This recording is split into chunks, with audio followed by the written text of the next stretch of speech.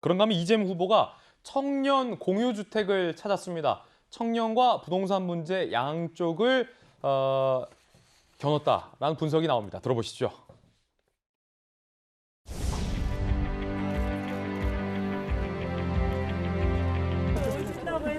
삼겹살 구워드릴 수 없잖아요. 그래도 이렇게 환대를 해주시니까. 저희 고향이에요. 진짜 예쁘네요. 사모으는데 혜택을 주는 경우도 있어. 너무 허탈해요, 이런 얘기. 진짜 내 주거용으로 취득하는 경우는 세제 혜택도 주고 대신에 비주거용으로 사가지고 돈벌이 하는 데는 금융 혜택도 좀 제한하고 이게 이제 실질적으로 공평한 거잖아요. 가장 취약계층이 청년계층인데 억강부약 정신에 따라서 청년들에게 우선적으로 일부 포션을 배정하는 걸 좀 검토하고 있습니다. 자, 그런가 하면 예능 프로그램에도 출연했습니다. 앞서서 홍준표 후보와 윤석열 후보가 출연했던 똑같은 예능 프로그램입니다. 거기에서 밸런스 게임에 참여를 했습니다. 두 가지 보기 중에서 단 하나만 선택해야 하는 아주 단순한 게임인데 이 질문이 얄궂습니다. 함께 보시죠. 자, 밸런스 게임 첫 번째. 둘 다 물에 빠지면 누굴 먼저 구하냐? 야, 요거 이낙연 전 대표냐, 추미애 전 장관이냐인데 두 분 다 경선했던 후보였고 추미애 전 법무부 장관 같은 경우는 경선 과정에서 이재명 후보와 원팀이다라는 얘기를 들었던 매우 좀 원만한 관계였고 또 이낙연 전 대표 같은 경우는 지지 연설도 했습니다만 끝까지 약간 좀 즉각적인 승복을 안 해서 또 3차 슈퍼위크 결과에는 이낙연 전 후보가 또 압도적인 결과가 있지 않았습니까? 물에 빠지면 누굴 구하겠느냐? 상당히 좀 흥미로운 질문인데 이재명 후보의 답변은 너무 어렵다. 차라리 제가 물에 빠지겠다. 하지만 정치 구도를 생각하면 이낙연 전 대표를 건져드려야 한다라고 답변을 했습니다. 두 번째 밸런스 게임. 다시 태어난다면 지금 부인과 결혼하기, 대통령 당선. 자, 이에 대해선 정해진 답이죠. 남편들이 선택할 수 있는 여지가 없습니다. 다시 결혼해야 된다라고 얘기를 했습니다. 전재수 의원도 10번 물어봐도 지금 사모님과 결혼한다고 생방송에서는 답변을 했습니다. 휴가 중에 영화 하나만 본다면 야, 요거 말죽거리 잔호사는 그분 나오신 영화 아닙니까? 그분 김부선 씨 나왔던 영화 아니에요? 말죽거리 잔호사가 그 고등학교 근처에 떡볶이집 사장님으로 나오셨던 거 아닙니까? 김부선 씨가. 아수라는 이 영화가 그 영화 아닙니까? 안남시장의 부동산 개발 의혹을 다룬 영화 아수라 아닙니까? 휴가 영화 중 하나만 본다면 이거 뭘 보라는 거예요? 둘 다 안 보고 싶다. 이미 둘 다 봤는데 아수라가 더 재밌었다라고 선택을 했다는 겁니다. 손정혜 변호사님. 야, 말죽거리 잔혹사가 낫지 않을까요? 아수라보다는 그래도?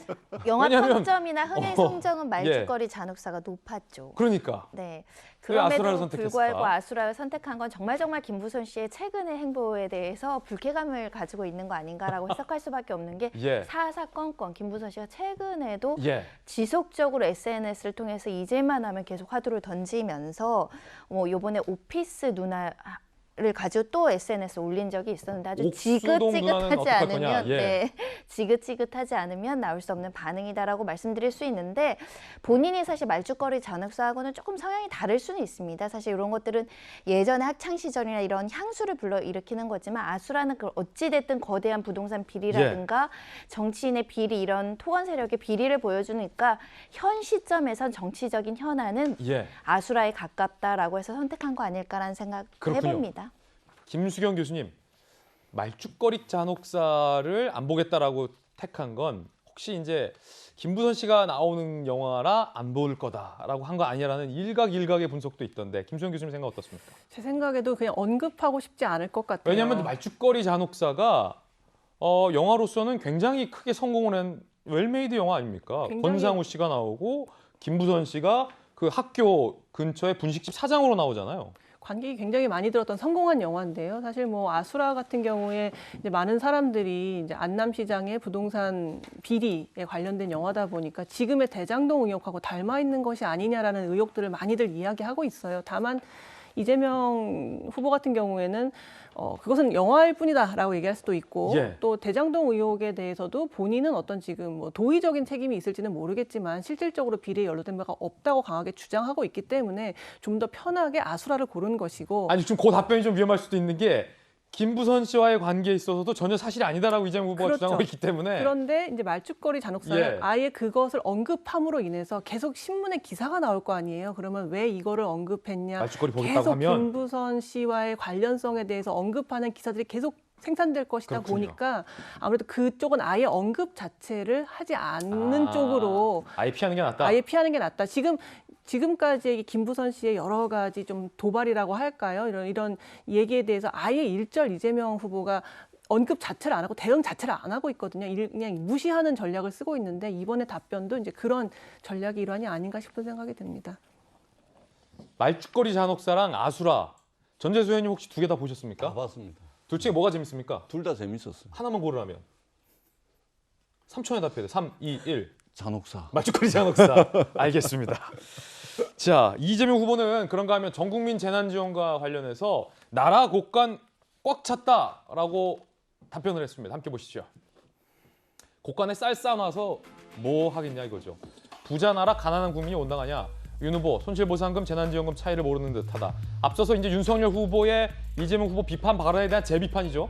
초과세수 40조 나라 곳간 꽉꽉 찼다. 백성 굶고 있는데 곳간에 쌀 비축해두는 게 뭔 소용이 있냐. 윤 후보 당리당략만 생각하지 말라라고 비판에 비판을 이어갔습니다. 그런가 하면 이재명 후보가 요소수 긴급 회의를 주도하기도 했습니다. 그 장면도 준비되어 있는데 함께 보시죠. 지금 중국의 의존도가 너무 높아지면서 중국의 상황이 어려워져서 우리가 연쇄적으로 어려움을 겪는 상황인 것 같습니다. 좀 특사단을 파견하는 방법 등을 좀 동원해서라도 최대치의 대책을 좀 강구해 보는 게 좋겠다는 생각이 듭니다.